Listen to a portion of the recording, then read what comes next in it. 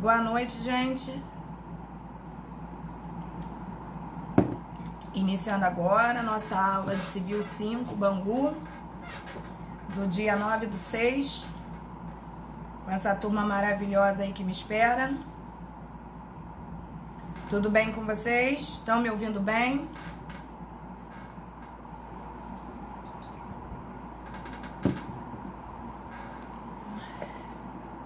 Oi, Ronei. Tudo bem, Camila? Bom, espero que todos estejam bem.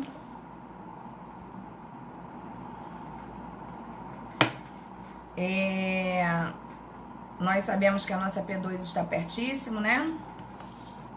E que, para tanto, a gente tem que acabar nosso material. Vocês viram que eu postei um material novo lá?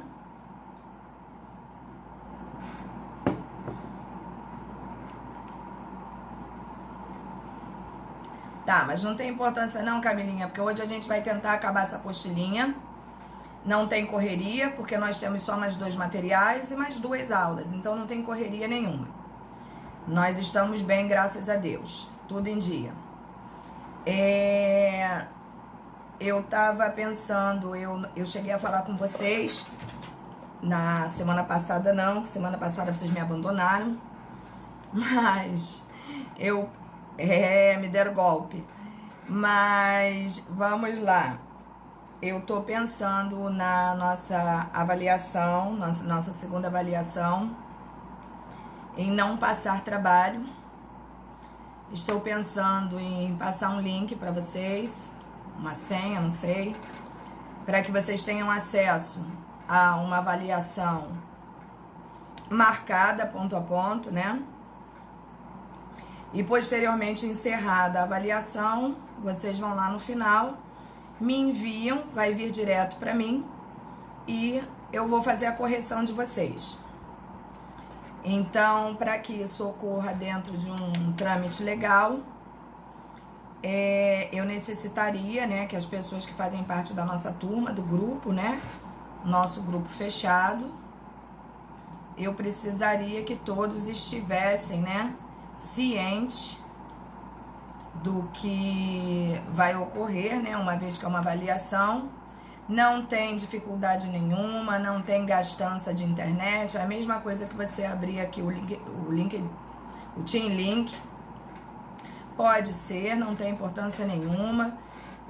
Acredito que seja o melhor horário, uma vez que as pessoas se matricularam para este horário. Isso é o que eu estou acreditando. Eu não sei se verdadeiramente é o melhor para vocês, mas até isso eu deixo ao encargo de vocês me falarem qual seria o melhor esquema.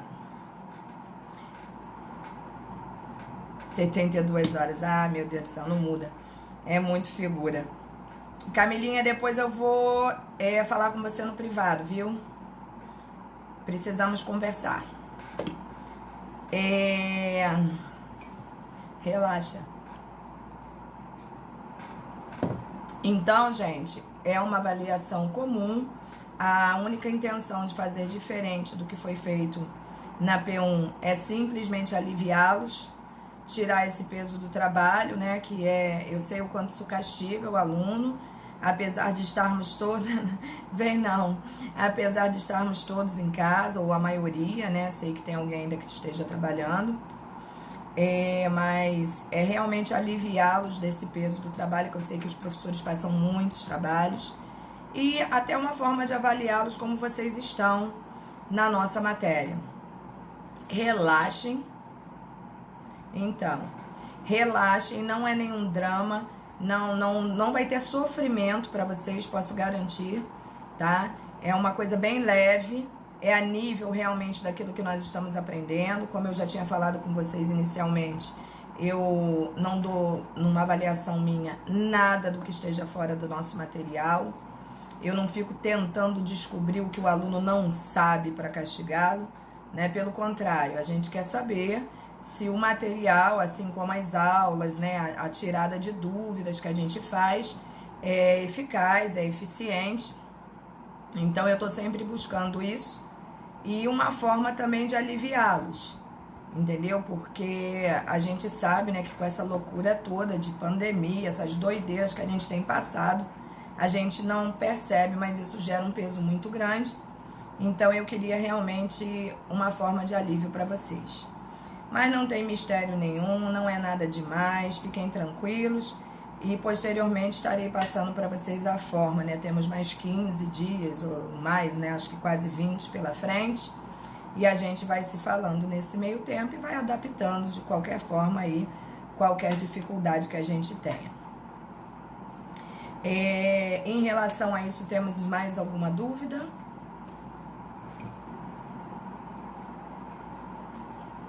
Como foram de palestras? Caras de peroba. Foi legal, né? Que bom. Eu tô com minha bronquite aqui um pouco acelerada, então se a minha voz falhar um pouquinho no meio da aula, não esquentem a cabeça. Eu sou dessas que tem todos os ites do mundo, rinite, bronquite, sinusite, né? Então eu realmente estou atacada, Covid. Então eu realmente não estou muito bem hoje, mas vamos caminhar, né? Tem que caminhar. Tenho certeza que vocês fizeram o trabalho e que nós podemos corrigi-lo. Não é isso?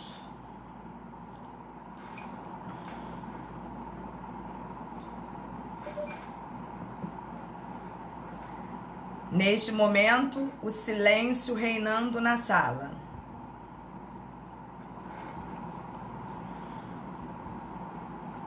Ah, né? O que eu faço com vocês? Eu devia dar um castigo agora para vocês fazerem isso em exatos 20 minutos. Isso é exercício do nosso material. Exercício do nosso material. Ponto para quem fez. Olha a outra também. Muito bem, Larissa. Muito bem. Muito bem. Orgulho. Tayane também. Orgulho. É isso aí. Bom, eu vou fazer o seguinte. Eu vou dar o nosso material para todas vocês que fizeram, ó. Nota 1000. Cristina Azevedo, Tamires, muito bem aí. E Cristina Azevedo ainda fez com letra maiúscula. Muito bem, Cristina. Mostra pra essa gente, Cristina. Olha o Maicon, Tamires, tu fez mesmo? Tu até me pediu, adorei, Tamires. Tá vendo aí, Maicon? Podia ter dormido sem essa, hein? Bom, vamos fazer assim. Eu vou dar o nosso material, a nossa apostilinha de hoje, né? E assim que eu acabar o material, eu dou tempo para vocês fazerem e voltaremos hoje corrigindo. E nem adianta chorar o tempo da pipoca. Hoje nós corrigiremos isso. Então, vamos seguir aqui. Todo mundo com material na mão?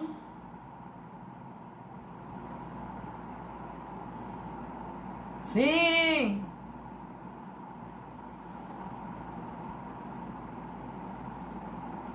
Deixa eu abrir aqui.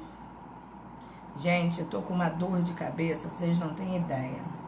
Esse negócio de mudança de tempo, de faz frio, faz calor, toma banho gelado, toma banho quente, ar-condicionado, isso tá me derrotando. Deve ser a idade.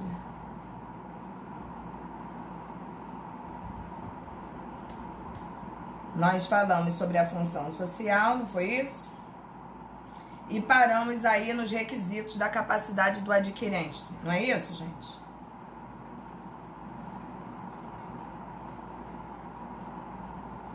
Perfeito. Slide 8, né?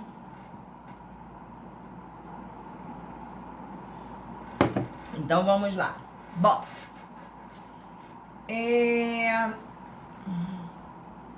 Algum desses requisitos que vocês estão vendo aqui, nós já sabemos de cor e salteado, né? Mas eu parei exatamente nesse ponto, na semana retrasada, da capacidade do adquirente, porque esse é um ponto importante, é um ponto extremamente divergente, é um ponto, eu diria assim, sequelado, entendeu? Porque eu acho que se existe uma parte do uso capião, que é a parte assim, pesadinha, é essa aí, porque realmente existe jurisprudência para todos os lados. Vocês, se fizerem a busca, vocês vão encontrar uma diversidade assim gigante. E se gostarem de fazer esse tipo de busca, façam até em outros estados, para que vocês possam entender aquilo que eu estou falando.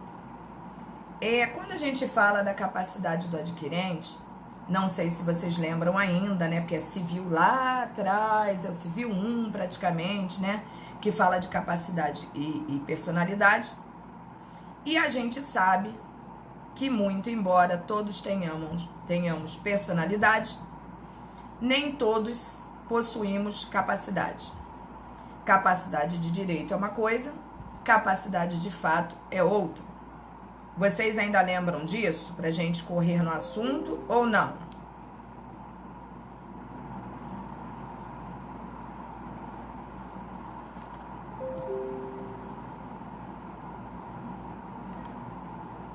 Lembram ou não, meu povo? Primeiro civil de vocês, que fala sobre capacidade. Lembram? Muito bem. Então, quando a gente fala dessa capacidade do adquirente ali, nós podemos deixar uma coisa assim muito nítida, né?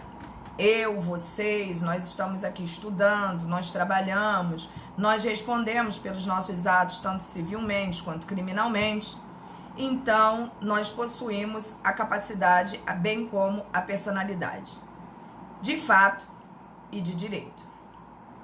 No caso dessa capacidade ali, ó, olha o que tem ali para vocês. O incapaz não pode adquirir pela uso capião. E também não pode perder pela uso capião.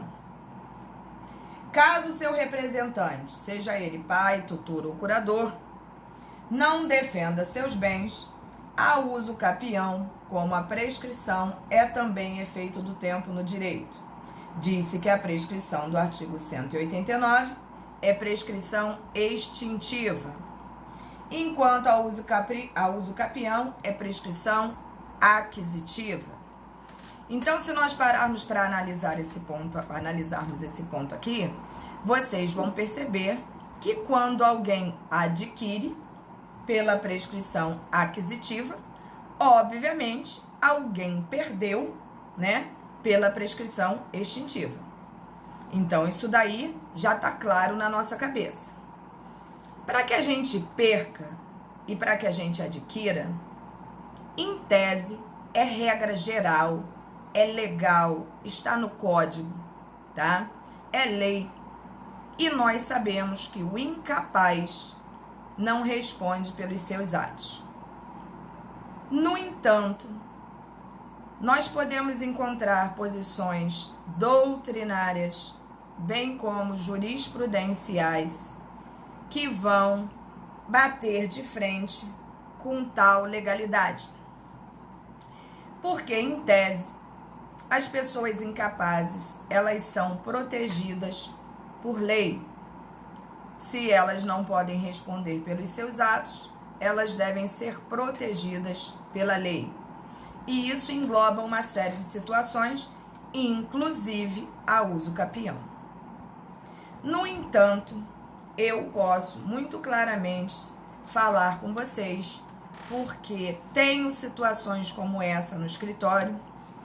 Já existe uma luta no judiciário com um caso sobre a capacidade do adquirente há exatos 6 para 7 anos por aí, mais ou menos isso aí.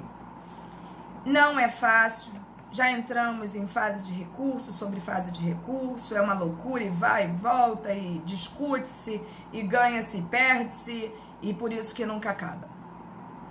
E existe uma discussão muito severa em relação a este tema, que diz o seguinte: a lei é clara, a prescrição não corre para os incapazes. A gente sabe, por exemplo, que isso independe da incapacidade, tá, gente? Porque vocês sabem, inclusive, que a prescrição não corre para o menor de idade, né? Não tem notícia de pessoa menor de idade que a prescrição tenha corrido para ela. No entanto,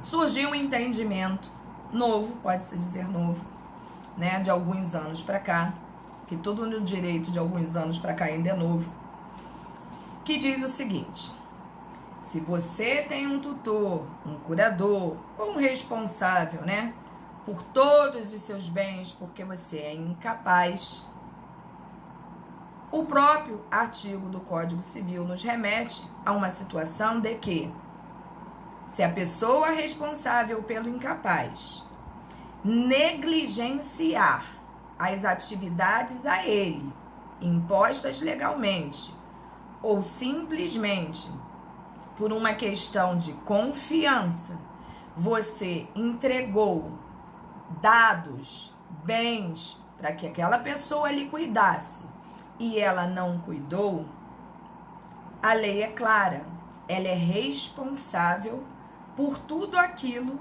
de mal que acontecer à pessoa incapaz da qual ela responde, pela qual ela responde, né? Então, paremos para analisar essa situação. Imaginemos que eu morra, tenha um filho incapaz de maior idade, porque isso não muda nada, né? A questão da maioridade ou não para o incapaz por problemas mentais, por exemplo, não muda nada ele ter 18, 28, 58. A verdade é, se existe uma pessoa responsável para cuidar dentro de uma legalidade dos bens a ele inerentes, a obrigação dela é aquela. Se ela não se sente capaz disso, ela pega e entrega para outra pessoa, né? Que o juízo vai decidir se aquela pessoa tem capacidade, condição, tempo para cuidar daqueles bens ali. Se não, o próprio juiz vai estipular. Aí eu gostaria de ouvir de vocês, na opinião de vocês, ainda que a pessoa tenha um responsável por todos esses bens, na condição jurídica hoje de vocês, o que vocês me diriam? É possível usucapir de uma pessoa incapaz ou não?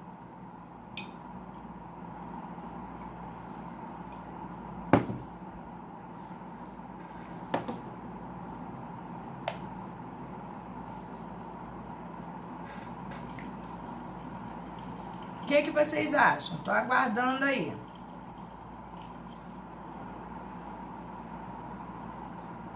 E não tô pedindo uma resposta assim a nível, vocês têm a obrigação de saber, não é nada disso.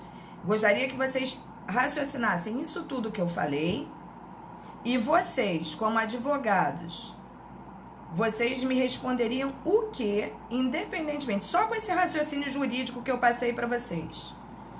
Ainda que vocês respondam certo ou errado, não importa. Eu quero entender como isso funciona na cabeça de vocês. Existiria esta possibilidade?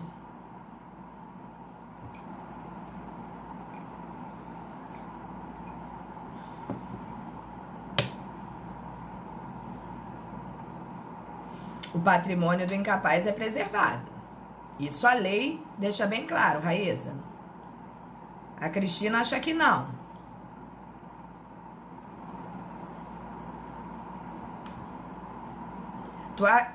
Então não pode. É isso? Cristina, você acha que não por quê? Porque a lei é clara, não é?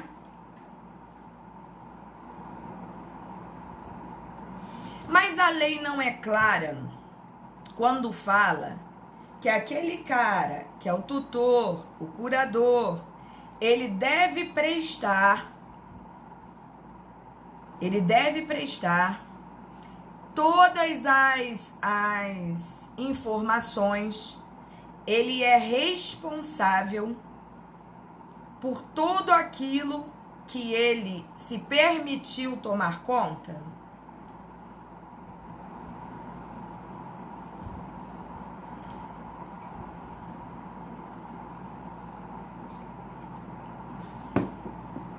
Não ocorrendo a prescrição como, Ronei?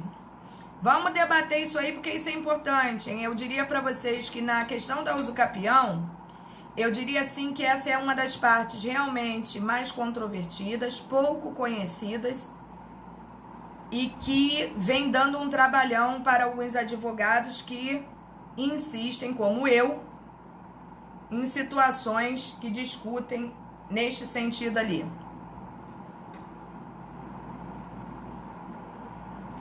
Leandro, é quase isso aí, ó. É óbvio que se a pessoa que é responsável, ela dormir, o direito não abraça quem dorme, isso todos nós sabemos. Não é verdade? E óbvio que se eu não estiver prestando atenção aos bens do meu curatelado,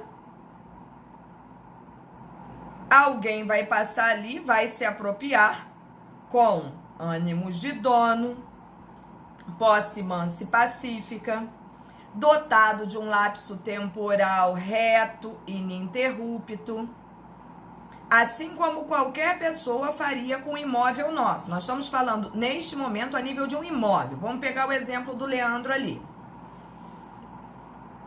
O que aconteceria com essa criatura, por exemplo, que está morando num imóvel que está lá, jogado, abandonado, há 10 anos? Entra uma pessoa, vai lá, age com ânimos de dono, cuida, pinta, manda instalar relógio de luz, corta a grama, bota um cachorro no quintal, faz 1000 churrascos, recebe os amigos, a mulher tá grávida, o marido sai para trabalhar, final de semana deitam na rede, agem como se donos fossem. Ninguém nunca perturbou o juízo deles, porque ali ninguém nunca esteve. O que acontece numa situação dessa? Mas, não esquecendo que o verdadeiro dono, proprietário do imóvel é o incapaz. E que a pessoa responsável para cuidar destes bens dormiu.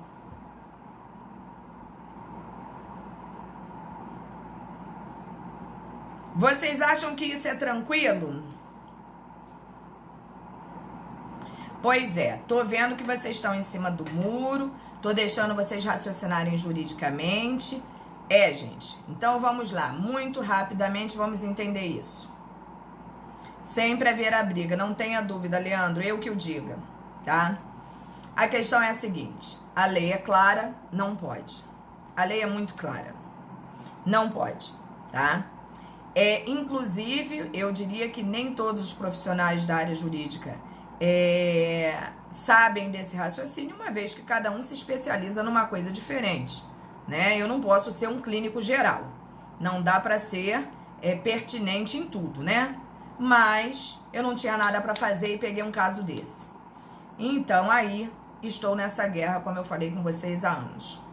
E existe jurisprudência, sim, pesada, que diz o seguinte: que se o incapaz não possuísse um curador, um tutor, seja lá o que for, um responsável pelos bens dele, e se eu invado, por exemplo, o imóvel dele, cumpro todos os requisitos para uso capião, todos, sem exceção,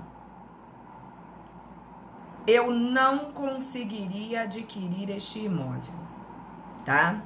Se ele não tivesse ninguém por ele, eu não conseguiria.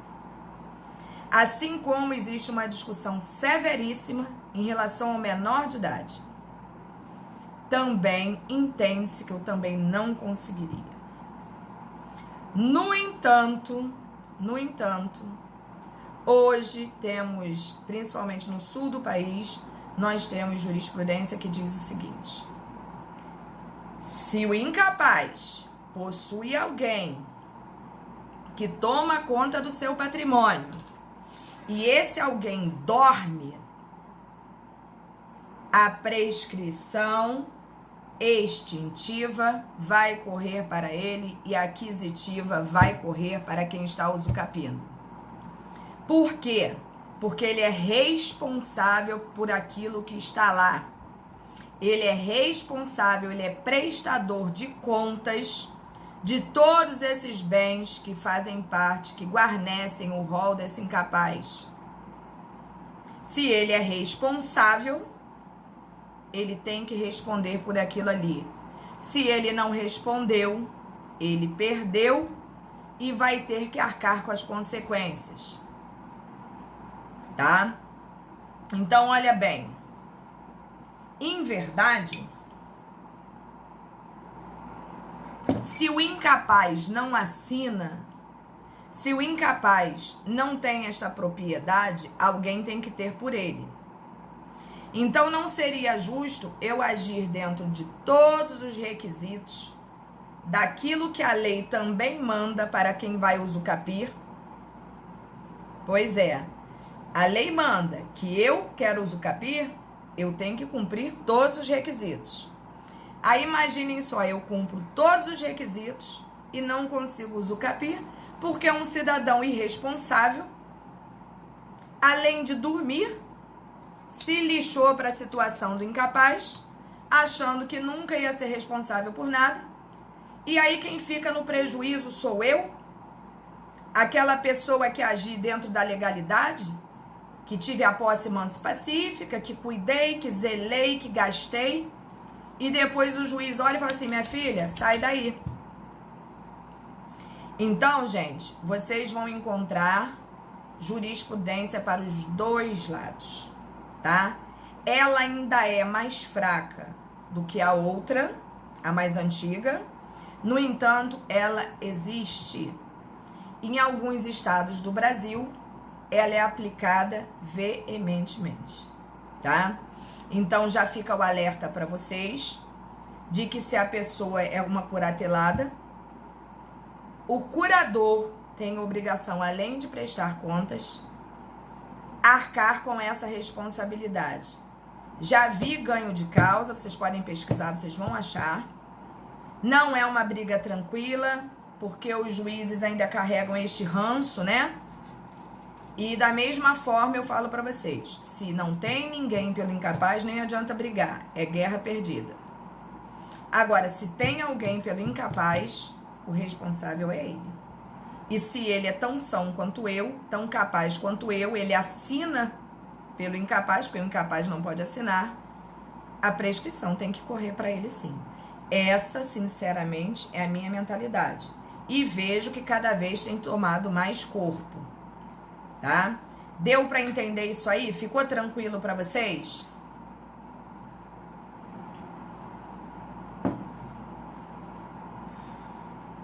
Deu? Beleza. Beleza, então, gente. É isso aí. É isso que eu quero que vocês entendam. Então, vamos... Oi.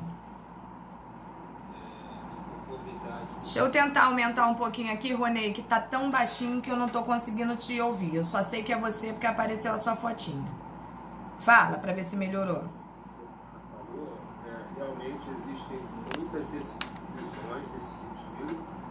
Inclusive recursos de apelações não conhecidos, justamente em favor dessa questão da incapacidade, né? Então é assim, uma batalha jurídica muito difícil de se vencer.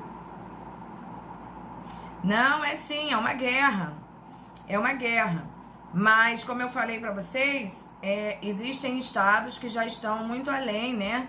Daquilo que a gente tem esse entendimento ainda, que eu acho, muito sinceramente, eu acho rançoso, né? Mas eu sozinha, eu sou voto vencido, né? Mas se vocês pensarem juridicamente, não é justo também para a pessoa que está ali há 10 anos, né?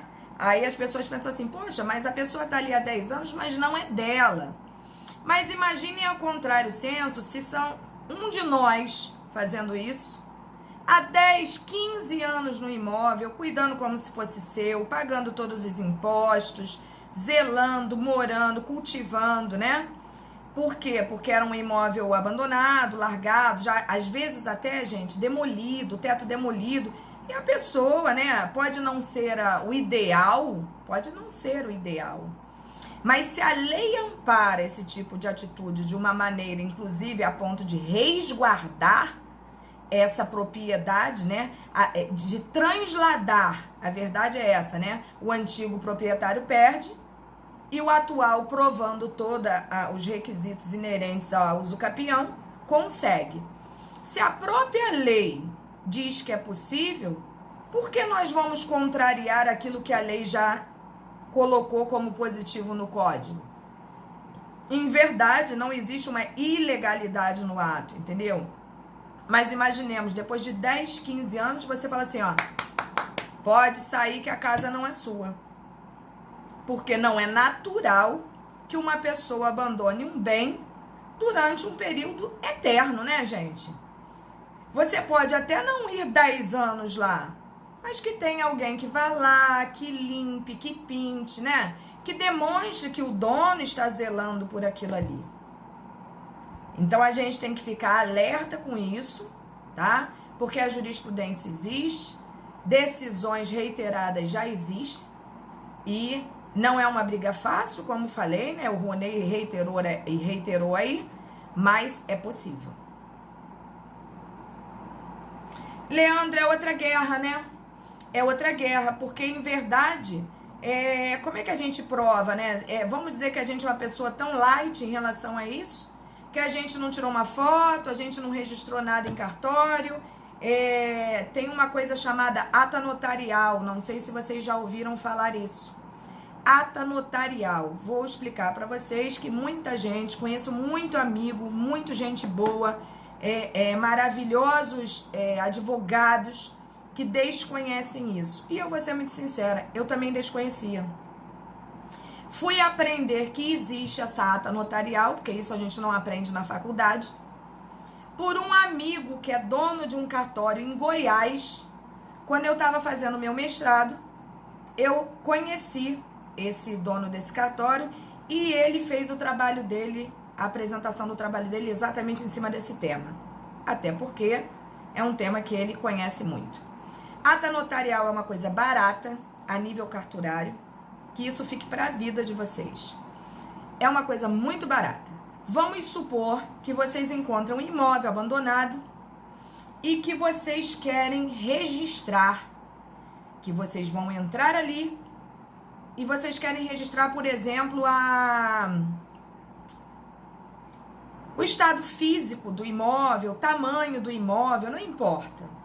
Aí o certo seria o quê? Você vai entrar numa dessa, fotografa tudo, chama a pessoa responsável por essa ata notarial no cartório, ela vai ao local, isso o interior usa muito por causa de demarcação de terra. Ela vai ao local e ela vai atestar num documento que tem validade, tem fé pública e tem validade inclusive retroativa, tá, gente? Coisa difícil no direito, mas tem. E ela vai atestar o quê? Ela não vai atestar que você está ali há tantos anos, isso ela não fará, porque um documento que tem fé pública é uma coisa muito séria. Ela vai atestar que você, fulana de tal, no dia tal, do ano tal, chamou, né, os serviços notariais para atestar que o imóvel da rua XYZ encontrava-se nesta data com o telhado arriado, com as paredes pichadas, com mato alto, muro caído. Vai haver todas as anotações ali com aquela data. E ali vai constar exatamente o quê? A maneira como você encontrou aquele imóvel ali. Isso, gente, é uma forma de prova. Isso é um documento que eu diria assim, importantíssimo. Ah, mas para que serve? O que serve? Daqui a 10 anos eu vou entrar com a uso capião e aquilo ali vai estar comprovando junto às minhas fotos, os meus vizinhos, tudo, né? Que eu peguei o imóvel naquelas condições. Se ainda assim der alguma coisa errada, há o que discutir na pergunta do Leandro ali. E as benfeitorias feitas no imóvel? quero ser ressarcido.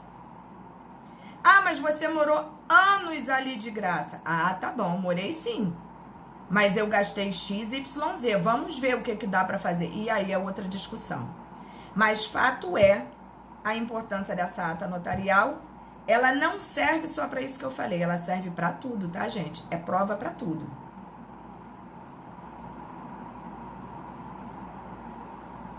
É isso aí. É isso aí. Então que vocês...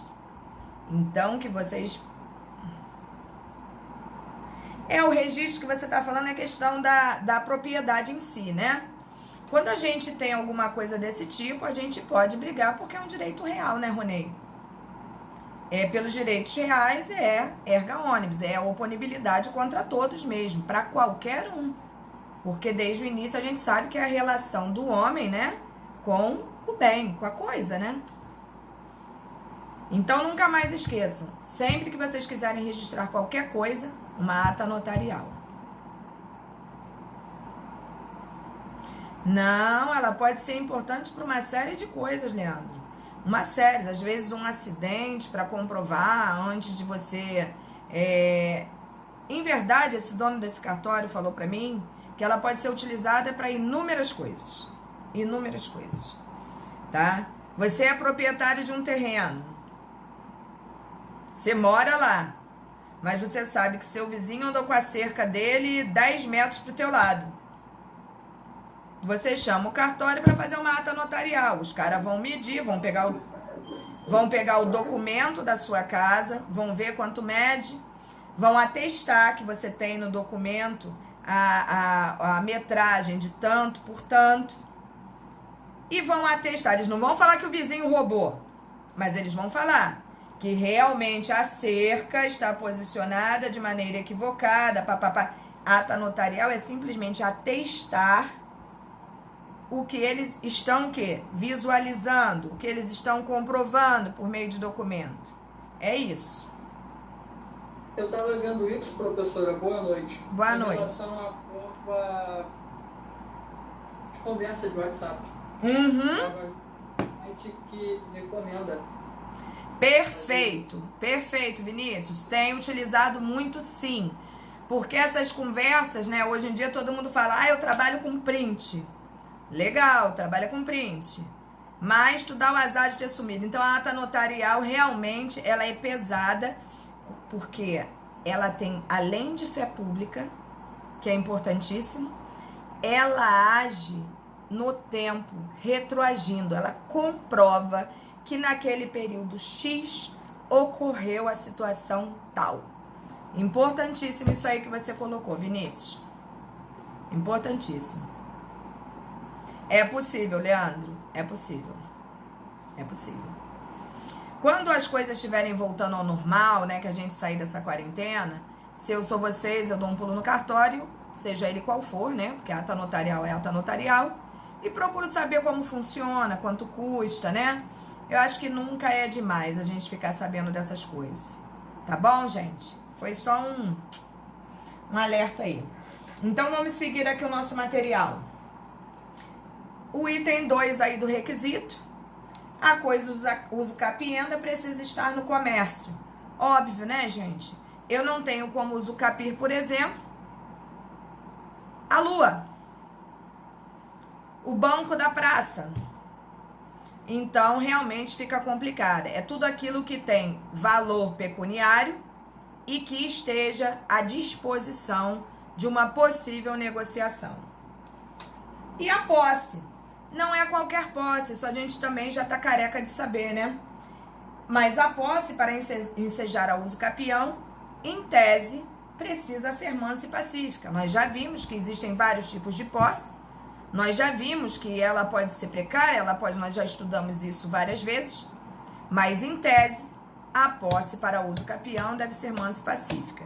Se ela vai se convalidar, se ela vai passar de uma posse precária ou não para uma situação mais aprimorada, né, mais condizente com a uso capião, são outros 500, nós já vimos que isso pode ocorrer, em certos casos, em outros não. Só um minutinho. Oi. Quem tinha nascido RJ? Tá. poderia, por gentileza, quem é Macedo RJ? O primeiro nome, só para a chamada, efeitos de chamada.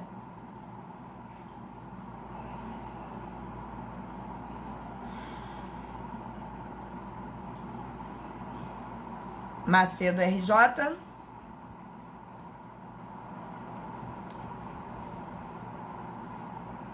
Jefferson da Silva.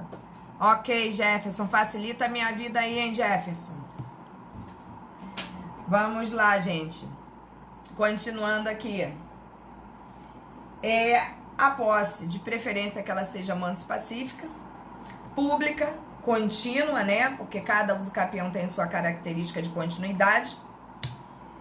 E com intenção de dono, que são as questões inerentes à translatividade da posse para a propriedade com a condição da usucapião, né? E esse ânimo de dono, a gente sabe que ele é bem funcional e é uma das características mais fortes, né, dentre a usucapião. Da parte do possuidor, para a posse reunir essas características, o proprietário precisa se omitir, ou seja, ele não existe, ele dormiu, como vocês falaram aí, né? E colaborar com o amadurecimento desta posse. Como já vimos, a detenção violenta e clandestina pode convalescer e virar posse, dentro de todos aqueles critérios que nós vimos de todos aqueles doutrinadores, né? Há umas 4 aulas atrás nós falamos muito sobre isso. Mas a detenção precária, jamais. Empregado, caseiro, também não tem posse, né? Mas mera detenção. Inquilino, comodatário, durante o contrato, tem posse, mas não tem ânimos de dono. E depois do contrato, caso não desocupem a coisa, sua situação passa a ser a de detentor. Por isso, em nenhum caso, inquilino ou comodatário podem adquirir pela usucapião. E o tempo aí, gente? O tempo varia de 5 a 15 anos, conforme a espécie da usucapião que veremos neste momento. E espécies de usucapião. Acredito eu que vocês já tenham ouvido falar na maior parte delas. Há umas aulas atrás eu até vi um aluno aí falando, né, sobre a usucapião é uma novidade, não tão novidade, mas em verdade era assim pouquíssimo discutida, né? Que é a questão da usucapião dos 2 anos, né? Das pessoas que residem no mesmo imóvel e que têm uma vida marital, né? E nós veremos a seguir. A extraordinária, como diz o nosso artigo aí, ó, é a do 1238. Mesmo que o possuidor esteja de má fé, esta é a usucapião que beneficia o ladrão e o invasor. Vira o parágrafo único aí do artigo, tá, gente? Não há limite para o tamanho do terreno e a pessoa pode já ter um imóvel, porque, em regra, quem já tem um imóvel não pode usucapir. Mas eu diria que essa extraordinária aí, como o nome já diz, né, ela é diferenciada realmente em tudo. Bom, não há limite para o tamanho do terreno e a pessoa pode já ter um imóvel e mesmo assim usucapir outro. O tempo para essa espécie já foi de 30 anos, gente, olha isso, que desespero, né? Chega a 25, chega a 27, chega a 29 e o dono aparece. Pronto, danou-se tudo. Depois... Oi. Não? Oi. É que esse assunto é muito importante, né? É bom a gente aproveitar a oportunidade. Quando a senhora falou aí na questão da espécie do usucapião, tanto a senhora falou no caso da extraordinária, né? Como existe também a ordinária. Na extraordinária, por exemplo, no artigo 1261 do Código Civil, ela exige simplesmente a posse do tempo. O que me faz entender, não sei de repente eu esteja equivocado, que o legislador, dentro de um raciocínio jurídico, ele entende que quanto maior é o lapso temporal para usucapir um bem, né, menores são os requisitos. Pelo menos foi o que eu entendi, de repente, dentro da mentalidade do legislador, né, ao diplomar determinadas matérias sobre o uso capião. Sim, Ronei, é quase isso aí, Ronei.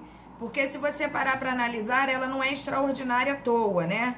Porque para analisar os requisitos que ali estão, para esse tipo essa espécie de uso capião, e você vai ver que ela é muito diferenciada dos outros. Então, por isso que eles sempre alargaram esse lapso temporal para exatamente cumprir, né, o efeito que o legislador impôs. Já que ela cobra menos do que os outros tipos de uso capião, ela tem que sofrer uma consequência de tempo muito maior para ser aprovada, entendeu?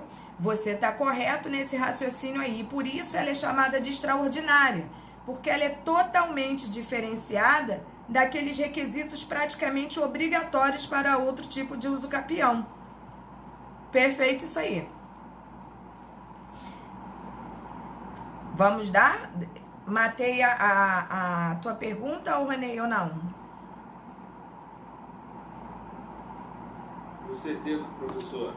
Obrigado. Ronei, você é fera, Ronei. Tenho visto tuas fotos no Instagram. Até mostrei pro meu marido. Você lá todo imponente, com a sua roupinha de cara dos ares. Adorei, viu?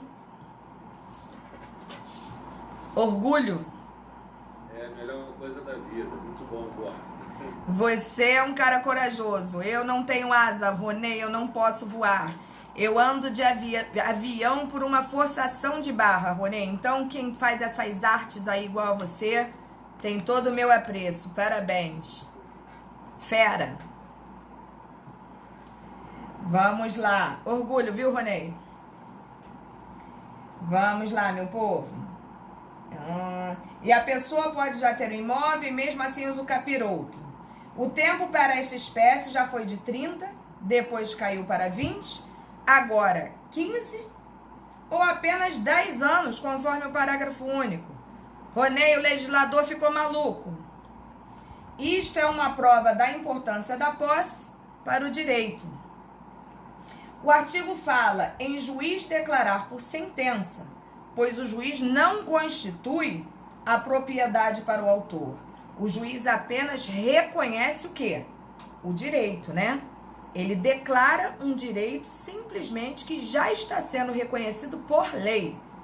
Obviamente, preenchidos os requisitos necessários e pertinentes àquela situação. Que a pessoa adquiriu aquela propriedade do tempo. Então, nós já vimos aqui a importância do tempo para uso capião extraordinário e vamos ver que também para todos os outros tipos, tá? Com a sentença, o autor fará o registro do cartório de imóveis. O autor terá adquirido pelo tempo e não pelo registro. Porém, o registro é importante para dar publicidade e para permitir que o autor depois possa fazer, por exemplo, uma hipoteca, uma servidão, superfície, vender o bem a terceiros, todas aquelas situações inerentes ao artigo que fala sobre os direitos reais, né? E só será permitido esse tipo de atitude depois da translatividade do bem, que vai conferir ao atual proprietário a possibilidade de se manifestar, né, como se dono fosse, a nível de direito real. A sentença aqui é o título, o que se refere ao 1245, ao invés do tradicional contrato mediante escritura pública.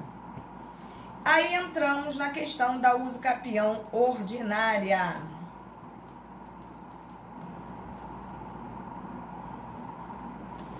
Artigo 1242. O prazo é menor, de 10 anos, pois exige título e boa-fé do possuidor. Até um aluno me fez essa pergunta aí, né, uma vez, do que seria um justo título.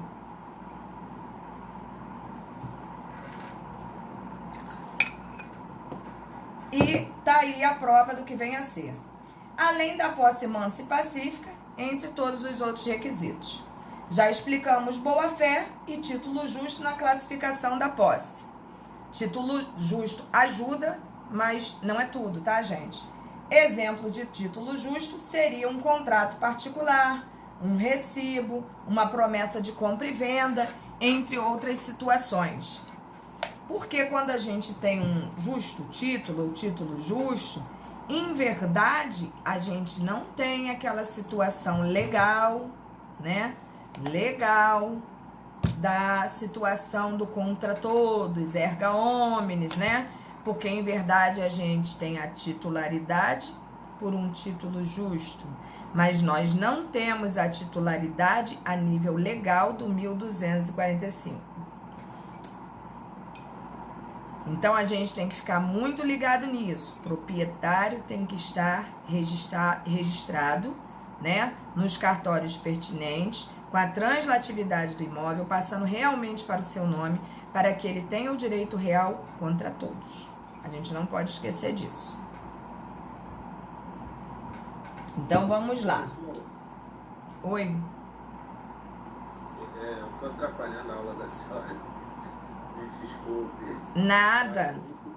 Mas é muito bom falar de direitos reais. Por exemplo, hoje, juridicamente, à luz é que o maior lapso temporal que nós temos para uso capir ou bem seria de 15 anos. Mas se nós observarmos o artigo 1379 do Código Civil, nós vamos perceber um lapso temporal ali de 20 anos, referente ao direito de servidão. Mas aí é... Isso até no enunciado do Conselho de Justiça Federal, o enunciado 251, se não me falha a memória, que reconhece até mesmo o estilo do legislador quando ele veio tratar sobre essa matéria. E o que você poderia dar de exemplo para mim como uma servidão? A servidão é... Você quer dizer que é como se fosse quase um direito adquirido, é isso? Depois desse tempo? Exatamente. Esse lapso temporal de 20 anos aí. É o uso, né, Ronei? É como se fosse assim a questão do... No Brasil a gente não usa isso, né? Porque nosso direito é escrito, não é consuetudinário a nível de falar que a gente se baseia apenas em costumes, mas é aquela história, né? A servidão, se você se acostumou a utilizar aquilo ali como se seu fosse, muitas das vezes até por uma necessidade, né? Isso pode ocorrer verdadeiramente. Mas essa parte da servidão, vocês vão ver, vocês vão estudar em Direito Civil 6, que é a continuidade do direito real das coisas. Nós vamos até falar, Ronei, acho que até daqui a pouco, se não me engano, é nessa apostila aqui mesmo. Nós vamos falar sobre servidão, acho que vamos, minimamente, mas eu acho que vamos sim. Mas toda a parte do 1245, que cabe pra gente no Civil 5, e que vocês devem estar dando graças a Deus, é propriedade e posse. O restante todinho do artigo, vocês vão batalhar no Civil 6. Então, muita tranquilidade nesse coração, Ronei, que eu sei que tu gosta desse negócio. Toda vez que eu tiver agora, assim que você se formar, e eu tiver uma situação de uso capião, eu mando pra você. Porque mando, porque, ó, uso capião tá me deixando assim, ó. Tô ficando de cabelo branco. É uma guerra muito grande. Mas é uma parte muito gostosa do direito de se estudar. Mas também controle os direitos reais. É verdade, Ronei. É verdade. Vamos lá, meu povo. O especial rural, né? O prazo é apenas de 5 anos, mas existe um limite para o tamanho do terreno usucapiendo, não superior a 50 hectares. Coisa pouca. E o proprietário lá tem que trabalhar e não pode ter outro imóvel. Beneficia os pequenos agricultores, né? Por isso que a gente vê e às vezes não entende. Agora vocês passarão com o carrinho de vocês e vocês perceberão que toda vez que uma pessoa invade um terreno, ela imediatamente, principalmente um terreno rural, que eu não sei se vocês sabem, mas terreno rural não há necessidade de ser numa área rural. O que vai dizer se o terreno é rural são as características inerentes ao terreno e a atividade produtiva do mesmo, né? Eu posso ter uma propriedade rural numa área urbana. Ao fim que se destina aquela propriedade é que vai dizer se ela é rural ou não, tá? Então a gente tem que ficar muito ligado nisso, porque propriedade rural é uma coisa e área e território rural é outro, tá? Então é só para que vocês fiquem ligados nisso aí. Temos a questão do especial urbano também. Semelhante ao rural, beneficia pessoas humildes sem moradias nas cidades. Aqui também o prazo é de 5 anos e a área máxima, né, 250 metros quadrados. Representa o tamanho máximo permitido para se usucapir por meio dessa modalidade especial. Esse é o mais comum de ocorrer. No entanto, aviso-lhes logo que muita gente procurará vocês querendo a luta por este tipo de usucapião, porque o prazo, né, gente, é muito curto. Então as pessoas querem esse. E já vi áreas maiores que 250 metros quadrados. E quando a pessoa entra com usucapião, que é questionado esse tipo de situação por possuir área, extensão maior do que 250 metros, e a pessoa requer em juízo o quê? Que seja concedida a ela pelo menos 250 metros quadrados, onde ela abre mão de outro. Gente, tem de tudo. Tem de tudo. E acreditem, quando não tem saída, né, aquela história. Se te derem um limão, faça uma torta de limão. Uma caipirinha, uma limonada, seja o que for, né? A gente tem que acabar inventando. Caipivódica, né, Camila? Eu também acho. Então, a gente tem que ser, além de criativo, conhecer um pouco do que a gente está fazendo, né? E o especial familiar aí, que eu vi um colega de turma aí outro dia falando. A usucapião mais polêmica que existe é essa, né? Porque transfere propriedade de imóvel ao cônjuge que ficou no lar, após cessar a união marital. O correto em relacionamentos terminados seria a partilha do bem, conforme regime patrimonial escolhido pelos noivos. Mas a lei preferiu prestigiar quem fica na casa, como se o abandonado fosse sempre o injustiçado. Olha, parece simples, mas não é. Para que isso ocorra, tá? A coisa tem que ser assim, mega comprovada. Tem que existir quase que uma má-fé da pessoa, né, em sair do imóvel por motivos, eu diria assim, absurdos, porque em verdade, quantas pessoas saem de um imóvel porque ou apanham do marido, ou porque sofrem risco de vida, qualquer coisa nesse sentido, e não necessariamente porque a pessoa o quis. Então, esse tipo de usucapião ali é muito controvertida, muito discutida e deve ser realmente muito comprovada. Mas pode acontecer do cônjuge deixar o lar com medo de violência e ainda perder o imóvel. Reflitam, botei em vermelho gritando aí pra vocês, tá? Porque realmente parece simples, mas não é. Observação processual aí, ó. O Ministério Público deve ser ouvido pelo juiz na ação de usucapião, coisa que geralmente não acontece dentro da área, né? Dessa parte do direito civil. Por quê? Porque quando se trata de direito patrimonial, existem as vontades das partes, né? Que é a livre negociação em tudo aquilo que o direito civil permite que haja esse tipo de negociata. Mas neste caso aqui, é um dos poucos temas de direito onde o MP dá a sua opinião pela importância que existe, né, a questão do registro imobiliário, como nós vimos lá atrás, pela questão principalmente da paz social, né, e por esse motivo, inclusive, se admite a usucapião. Então a gente tem que ficar muito ligado nisso aí, tá? Registro. Antigamente chamava-se de transcrição. É aquisição derivada. O registro é o modo mais comum de aquisição de imóveis. Conceito. Se trata da inscrição do contrato no cartório de registro no lugar do imóvel. Sempre ocorrerá a situação, né, de registro no local do imóvel, até porque não poderia ser diferente. Eu moro aqui, a minha residência aqui, o meu imóvel aqui, e eu vou tratar lá em Minas Gerais. Isso não existe, tem trambique nisso aí, né? Existem cartórios de notas, onde se faz escritura pública, testamento, reconhecimento de firma, cópia autenticada. E cartórios de registro de imóveis em nossa cidade.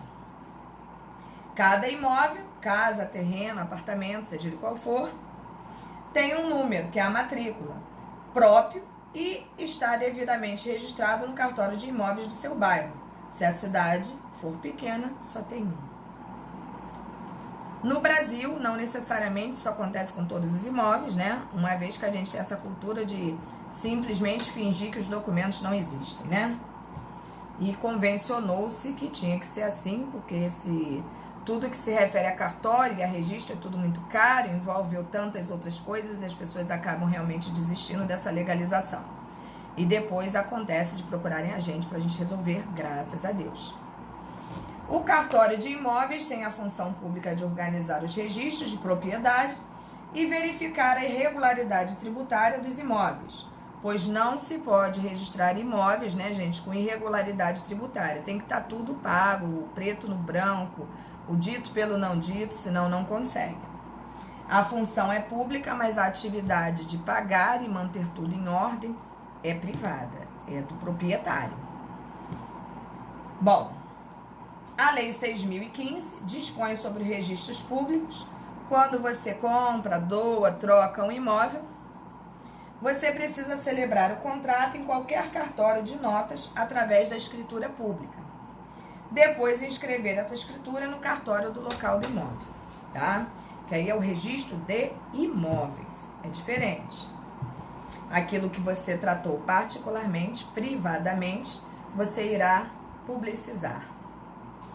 Só o contrato, entrega das chaves, pagamento do preço, não basta, não torna ninguém proprietário, né? É preciso também fazer o registro, tendo em vista a importância da propriedade imóvel na nossa vida. Nós já discutimos isso em aulas anteriores. O registro confirma o contrato e dá publicidade ao negócio. A escritura pode ser feita em qualquer cartório de notas do país. Ai, Jesus. Paranana, o local do imóvel, já falamos. O título translativo a que se refere o parágrafo 1º, em geral, é o contrato. Bom, então nós já sabemos que, em verdade, eu só boto essas coisas aí na apostila para que vocês tenham realmente um material de estudo, onde vocês possam se basear, né, por uma questão até mesmo de leitura posteriormente. E se for o caso de pesquisar, às vezes, em alguma literatura diferenciada, uma jurisprudência, não sei como vocês fazem isso, mas para que vocês tenham uma base, né, de pesquisa. Eu vejo só com um interesse nesse sentido. Aí aqui, o registro de imóveis em nosso país não é perfeito, afinal o Brasil é um país continental e muitos terrenos ainda não têm registro, como nós falamos, né? É uma cultura brasileira. Mas o ideal é que cada imóvel tenha sua matrícula com suas dimensões, sua história, seus eventuais ônus reais, como uma hipoteca, uma servidão, uma superfície, usufruto. E isso, gente, se vocês precisarem de uma ônus reais de um imóvel, independente dele ser seu ou não, você pode chegar no cartório e pedir, né, que se levante a ônus reais do imóvel X, do endereço tal, que vocês terão toda a situação registrada daquele imóvel ali. Isso a gente faz muito quando a gente vai efetuar uma compra, né, para saber a realidade daquele bem que ali está, para que a gente não simplesmente não caia num buraco sem fundo, né?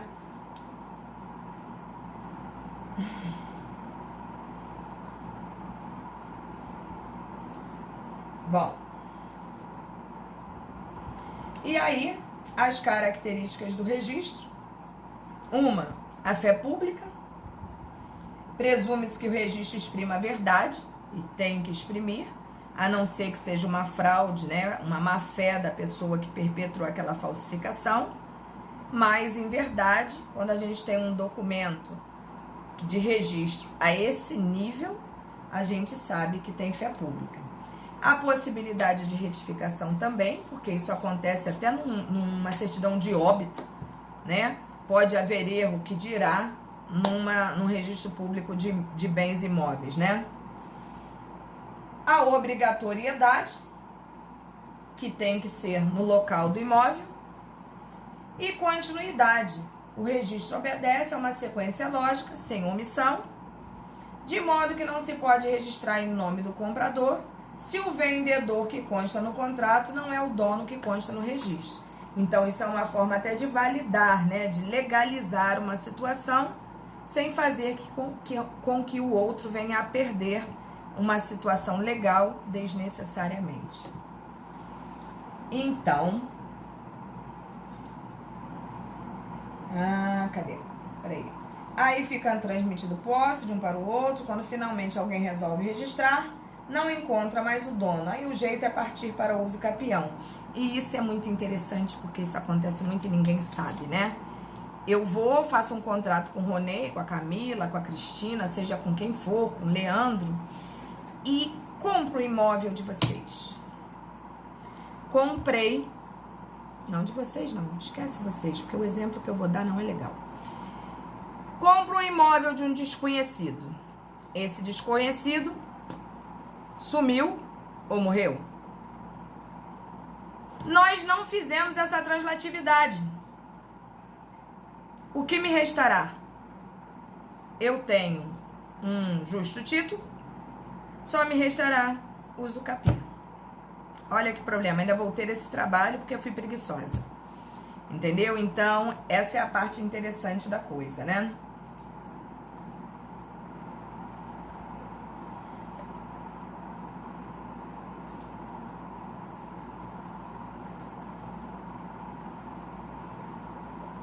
Só um momentinho, porque eu vou averiguar aqui, que eu acho que deu um chabuzinho aqui. Ah, tá.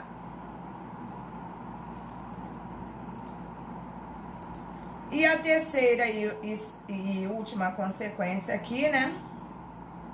É a questão da acessão, né?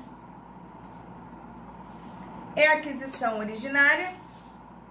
Adquire-se por acesso tudo aquilo que adere ao solo e não pode ser retirado sem danificação, ou seja, sem sofrer nenhum tipo de rachadura, perda de pedaço, descaracterização. Através da cessão, a coisa imóvel vai aumentar por alguma das 5 hipóteses. Seria uma forma também de aquisição, né?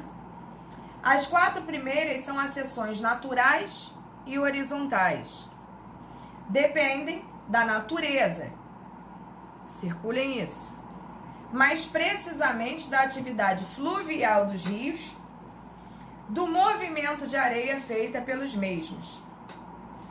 E a quinta é a seção humana e vertical. Decorre da atividade artificial, circulem também, do homem ao plantar e construir. Então, observem que quando a gente fala da primeira situação ali, a gente está falando de acessão natural e a outra de acessão artificial. Uma o homem tem ingerência, a outra não. Então, vamos lá. Nas naturais, nós temos a formação de ilhas. Aluvião é o acréscimo lento de um terreno ribeirinho, imaginem, visualizem. A parte do terreno que aumenta passa a pertencer ao dono do terreno. Imagine, gente, um terreno ribeirinho e ali vai juntando. Você olha bem o que fala, ó, lento, acréscimo lento, vai se juntando ali durante anos, uma terrinha aqui, uma terrinha ali, e tudo aquilo que vai acrescentando ao terreno passa a ser do dono daquele terreno. Temos a avulsão, que diferente do aluvião é de forma brusca, não lenta como a primeira, né? porção de terra que, devido às forças naturais violentas, rápidas, né, são muito céleres, se destaca de um prédio e se junta a outro. Uma barragem, por exemplo, né? Uma barragem natural, uma barreira natural, né? Se desprende dali, caminha, encosta no meu terreno por uma questão de curso de rio, né? De sei lá como é que se dá o nome a isso, correnteza do rio. Ela vai, adere ao meu terreno, ela passa a ser minha. E temos a situação aí do alvéolo abandonado. Trata-se do leito do rio que secou.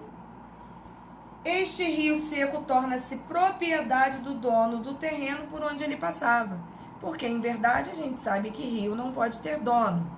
Mas se o rio seca, deixou de ser rio, criou-se uma porção de terra, um espaço terreno ali e, obviamente, aí ele passou a ser meu. E aí, a questão agora das construções e plantações, que é uma atividade humana, né? Não podendo ser caracterizada como natural, e sim uma questão de acessão humana, que a gente considera vertical e também artificial. Esta é a acessão humana, pois é o homem que constrói e planta num terreno. A regra é o acessório sempre seguir o principal. Isso vocês aprenderam lá em direito dos contratos, né? Direito contratual. E, obviamente, não pode ser diferente quando a gente entra em direitos reais. O acessório sempre, sempre, sempre acompanhará o principal. Sumindo o principal, também dissolve-se o acessório. Então, vamos lá.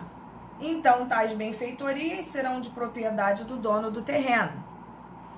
Porém, se o dono do material e das sementes não for o dono do terreno, surgirão problemas sobre o domínio das acessões e indenizações ao prejudicado. É aquela velha discussão, vão ter que bater boca, não tem jeito. Como resolver isso para evitar enriquecimento ilícito do dono do terreno?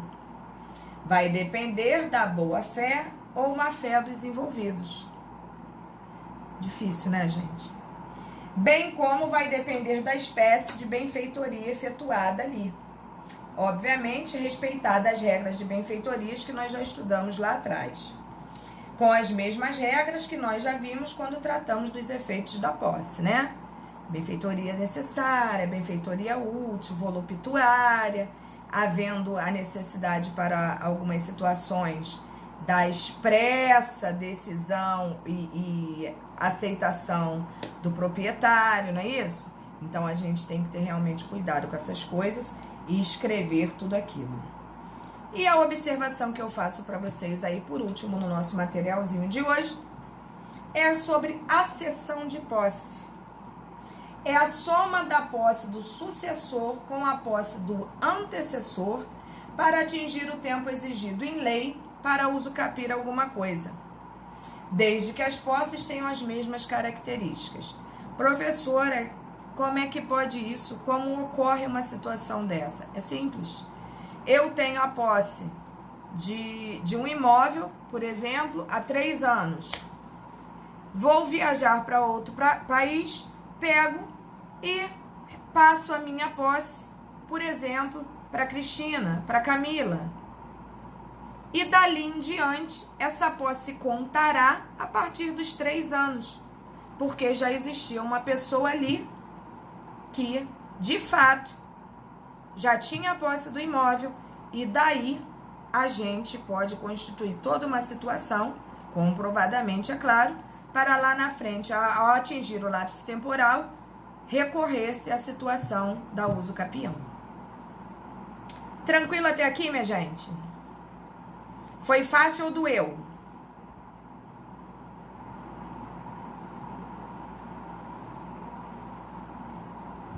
Alô?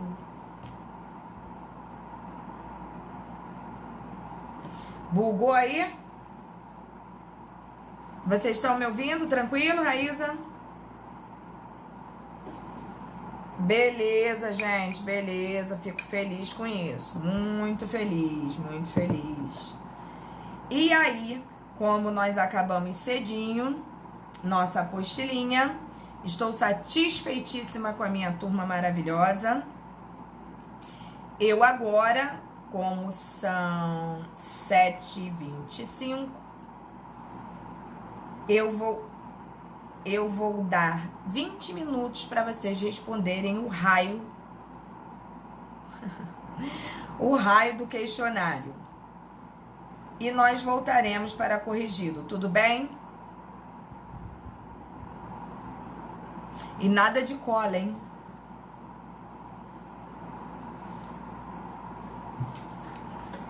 Nada de cola. Então, voltaremos. Hoje não tem argumento, né, Camila? Tá certo. Pelo menos uma coisa é certa, Camila. Você é justa.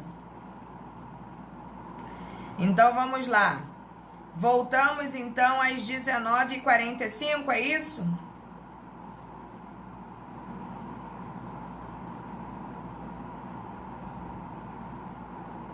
Beleza. Já estaremos aqui. Beijoca. Não desloguem, hein?